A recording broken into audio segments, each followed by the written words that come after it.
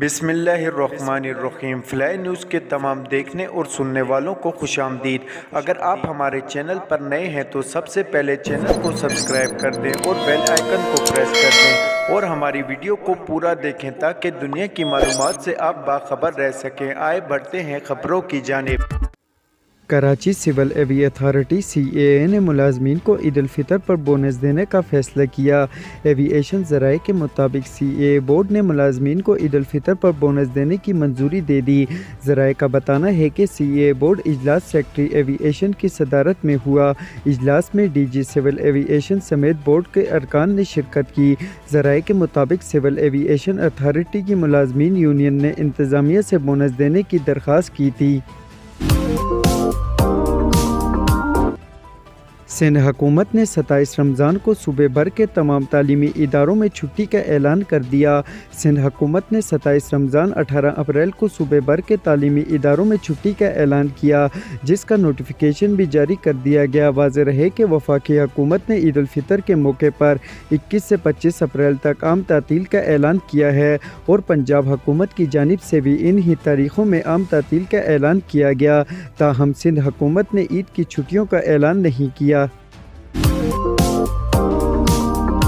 وزیر دفاع خواجہ آصف کا کہنا ہے کہ پلوامہ حملے پر سابق گورنر مقبوضہ کشمیر ستیہ پال ملک کے انکشافات نے جھوٹے بھارتی بیانیہ ملبیہ میٹ کر دیا۔ فلائی نیوز سے گفتگو کرتے ہوئے خواجہ آصف کا کہنا تھا کہ اب ثابت ہو گیا بھارتی بیانیہ اور پلوامہ حملہ جھوٹ پر مبنی تھا۔ ستیہ پال ملک کے بیان کے بعد پلوامہ معاملہ عالمی فورمز پر اٹھائیں گے۔ نریندر مودی کے عمل کی وجہ سے 2 ایٹمی طاقتیں جنگ کے دہانے پر پہنچ چکی تھی۔ انہوں نے کہا کہ پلوامہ واقعے پر پاکستان نے سنجیدگی دکھائی، اس سلسلے میں مزید انکشافات ہوں گے۔ ستیہ پال ملک کے بیان سے ثابت ہوتا ہے کہ بھارت سنجیدہ موضوع پر کم نظری دکھا رہا ہے۔ سعودی عرب اور ایران کے درمیان سفارتی تعلقات بحالی کی راہ پر گامزن ہیں اور تازہ ترین پیش رفت یہ ہے کہ ایرانی صدر ابراہیم رئیسی نے سعودی شاہ سلمان کو تہران کے دورے کی دعوت دی ہے۔ اس حوالے سے ایران کے محکمہ خارجہ کے ترجمان ناصر نے تصدیق کی ہے کہ ایرانی صدر ابراہیم رئیسی نے باضابطہ طور پر سعودی شاہ سلمان عبدالعزیز کو ایران کے دورے کی دعوت دی ہے۔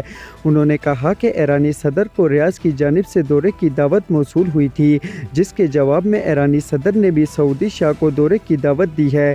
خیال رہے کہ کئی برسوں کی کشیدگی کے بعد گزشتہ ماہ چین کی ثالثی میں ایران اور سعودی عرب کے درمیان تعلقات بہتری کی طرف جا رہے ہیں۔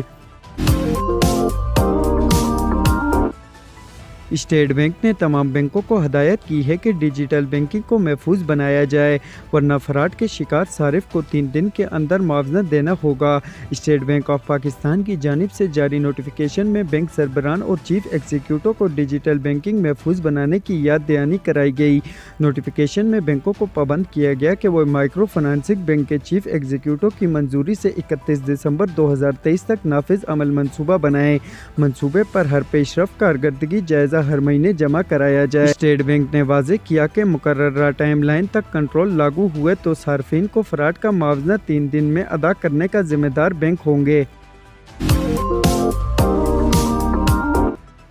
انٹر بینک میں روپے کے مقابلے میں ڈالر کی قدر میں آج معمولی اضافہ ہوا ہے۔ انٹر بینک میں کاروبار کے اختتام پر ڈالر 31 پیسے مہنگا ہو کر 284 روپے 71 پیسے پر بند ہوا ہے۔ انٹر بینک میں گزشتہ سیشن میں ڈالر 284 روپے 40 پیسے پر بند ہوا تھا۔